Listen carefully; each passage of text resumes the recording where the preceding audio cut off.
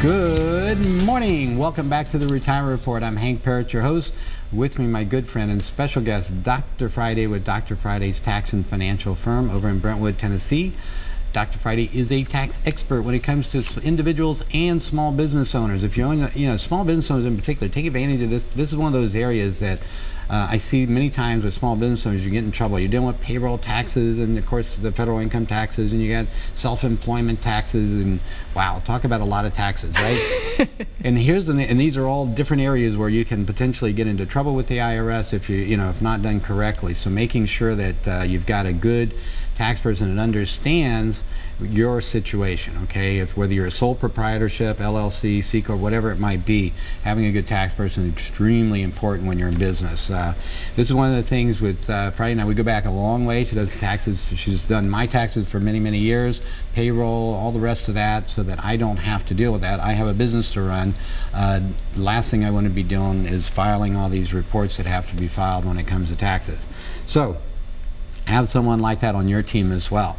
One of the things we've been talking about this morning, of course, dealing with retirement accounts and the importance, because you see, again, where you think you've got all this money saved up, in reality, you've got to account for the taxes. And if you really start looking at it that way and understanding the importance then of having a tax plan, because there's, again, no do-overs. Nope. Okay, once you take that money out, and just as some of the examples we've used where people have taken the money out and paid taxes, you got a 60-day little window, okay, to try to reverse such a bad decision. When it comes to taking these lump sums out, most people don't recognize you get past that, it's too late, all right? Yeah. At that point, you're stuck with whatever it is, penalties, taxes, the whole thing. Okay, and this is where, again, being smart, it's huge in terms of it can make the difference between running out of money and not running out of money in retirement many times, is how you deal with that tax part of the puzzle. I've seen people come in, unfortunately, that have taken half of what they had saved to pay off a mortgage and then ended up realizing after the fact they got hit with this big tax bill because they didn't take that into consideration. They didn't set aside enough. Yep. Now they got to dip back into that half they had remaining, right, and all of a sudden they got maybe 1/4 of what they thought they had left by the time they've cleared out all the taxes and using it to pay debt that could have been still paid over time, right, but kept a lot more of that money that went out in taxes. Russ Cook, in the day we used to do the show, but Russ always said cash rich, right? Keep the money in your pocket. Your 401k, your IRAs is your money. You can access that anytime. If you have a house that's fully paid off, accessing that money is sometimes extremely difficult because you don't have a job any longer. You don't have the ability to borrow as easily. So, keeping the money where you can actually get to it for a serious emergency or whatever needs to be done versus having all the equity in a home where you can't just go to the bank and say, give me money now. You know what I'm saying? It's exactly a lot harder. So I think people need to sometimes rethink that thought out as well. This is one of the things people ask, should I pay off my house? And I got a $200,000 mortgage and I got $200,000 sitting there, and $200,000 mortgage I'm paying 3% on, and the $200,000 is earning me 5 or 6%. And I'm thinking that somehow I'm going to feel better if I take and pay this off. You're going to pay it off, okay? But why would you give up that $5,000 or $6,000 you're earning to save 3? Okay, it should be the other way around. And there could be some tax advantage. How many times would you say, "I'll take 3,000, give me 3, and allow me to earn 5 or 6, and I can pay the 3 and still have 2 or 3 left over"? Yeah. I'll take all those as I can. How many quarters would you trade for dollars? All right, think about it. We don't want to be trading dollars for quarters. Yeah. Okay, the other way around. Again, it's having a plan. The tax part of that again comes into the equation. Right, because if I'm taking those dollars and trading them for quarters, not only am I doing that on the return side, but now I'm making it even worse, potentially by increasing my taxes on it, making it an even worse proposition. Now let's think of another way. Let's think of money that is not in an IRA or 401k or 457 or 403b or thrift savings plan. Let's think of the money really in fact. I have a question for a client that came up and I just remembered it. It's one of those blonde moments, Okay, so this particular person is making $100,000 a year. Yep. They have a choice to put it into a Roth or into a standard 401k. How much they are will they match again? $100,000. Okay, got it. The employer will do the match either direction, right? Obviously, we know that a Roth is you pay taxes today and it grows tax-free, and the other one is tax deferred. Right. That basically keeps them roughly in the 15% tax bracket. So here's the question: which direction do they go? Because when you get older and retire, anyway, so it's a great question.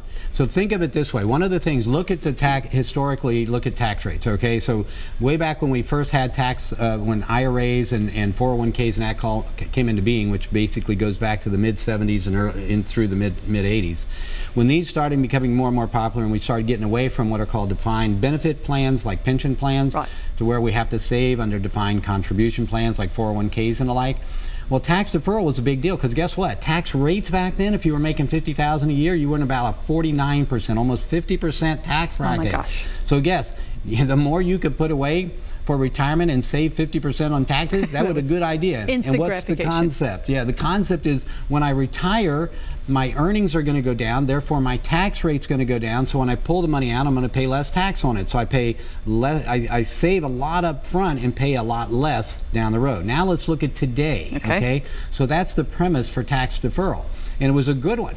Today, however, if you're in a 15% tax bracket, ask yourself, is it really going to be any lower when you retire? So, and that's, for me at least, when it comes to talking about, with my clients, when I'm talking about whether to put into a Roth or not, once we've got that, if we're in that 15% bracket, yeah, you can go ahead and do Roth then. But if you've crossed over into the 25% bracket, that's for me, I start thinking, well, I don't know if I'm going to get quite the benefit in terms of tax benefit over the long term by doing it that way. So if it's in a 15% bracket, so a married couple, that means right around 100 grand, okay, that you could be making and still be in that 15% bracket. And if you're already contributing to your 401k and all that, and you're deciding, do I want to put this into Roth or traditional, as long as you can stay in the 15%, then I'm going to lean more towards the Roth, just on that rule of thumb. There are other things we're going to look in, as far as consideration, which is why we want to do a comprehensive plan. Right. But good rule of thumb, 15% bracket, Roth is a better idea. You get over to the 25%, maybe less so, and you want to, give some consideration of what your overall planning goals are. If legacy is a part of it, that could be another area where we would possibly change that a little bit. For instance, if you're leaving money to a child, and this Roth, you're creating a Roth so that it can go to them, and they're in an even higher tax bracket, and it's going to go to them tax-free. Well, maybe in the long run, that's still what's our goal? Who do we want not to be our beneficiary? The IRS. The IRS, exactly. So the more we can reduce for them, the better. All right, that's one of the things. And by the way, again, I'm going to throw this out, and then we'll talk more about non-qualified accounts. And that is for the first 10 callers. Right? Would you like to get some strategies that are more personalized for your given situation? Like we say, we can only deal somewhat in generalities, just like that rule of thumb I was just talking about with 15 and 25%. But what about your specific situation? What's going to be best for you? If you'd like to find out, be one of the first 10 callers to my office, 615-376-5325. Tessa's standing by. She'll take your information. She'll send you out a little packet, a list of things to bring to your appointment with me, and we'll go over with you, any questions you might have. Sometimes, when it comes to a comprehensive plan, what we're talking about is tax planning, of course, is a big part of that. Investments, your investment plan, what does that look like? We want to let you see your financial future. Social Security, Medicare, estate planning, safe money alternatives, all the different things that we're going to get into in that session to help you develop a good financial plan for yourself, show you what your financial future looks like based on what you're doing today. You want that peace of mind. You want to know you're doing the right thing, that you're never going to have to worry about running out of money during your lifetime, that you're going to be able to maintain your standard of living and quality of life. That's the kind of things, that's exactly what we're about in terms of the kind of planning we do. So again, first 10 callers, 615-376-5325. Tessa's standing by to get your information. She'll get your packet out to you. She'll schedule your time with me. And when you come in to see me, guess what I'm going to do for you? I am going to give you a free copy of my book, 7 Steps to Financial Freedom in Retirement. And we're going to in there, it covers what I've been doing over the last 27 years, a lot of case studies and different things that I talk about in there as well. But very, very, just telling stories about, the kinds of things I've run into, how I've helped clients and all that, and the kinds of strategies that have worked over the years. So you can see how that whole planning process works and the benefits of it. Okay, non-qualified accounts. And this is another area. So we've talked about retirement accounts. What about the money you've just got in savings or in an investment account, of course? The money that is sitting there, how can we be more tax efficient there? And that's where we have something called capital gains taxes. All right, now let's talk about capital gains tax rates. So this is one of those areas that this is where you can potentially, if you're in a 10 or 15% tax bracket, and you have a long-term capital gain, what's your tax? Yeah. Well, your tax would be 15 up to 18.9, depending if it's over or under $200,000. So you basically could stay at the ordinary income rate. Short-term and long-term could theoretically, if you're at the 15, be about the same, right? There is also the hidden AMT tax that can sneak in on larger sales. Same thing with conversions. We didn't bring that up, but you know, if you do a conversion of a Roth or something, a lot of times people will think of just taxes, but there is the alternative minimum tax that can also hit. This is one of those areas. Again, we're going to have to take another break. I'm sorry, but when we come back, I want to delve into this because this goes back to what Friday was just talking about, was these worst case kind of scenarios. Which again, there are ways that you can do this to where you can pay the most tax. If that's what you want to do, that may be what you're doing. But if you'd like a plan to show how to minimize those, in fact, in that 10 or 15% bracket, maybe even pay 0 tax on gains. How would that be? Yeah. Okay. Would you like to pay 0 tax when you're taking profits and stuff? Right, there's ways to do that again, and it's also having a plan in how you do it to make sure you're minimizing those taxes. It's again, right, not just what you make, but what you get to keep. Okay, you want to learn how to keep more? Well, join us here because we want to talk about that when we come back. We'll be right back on the Retirement Report.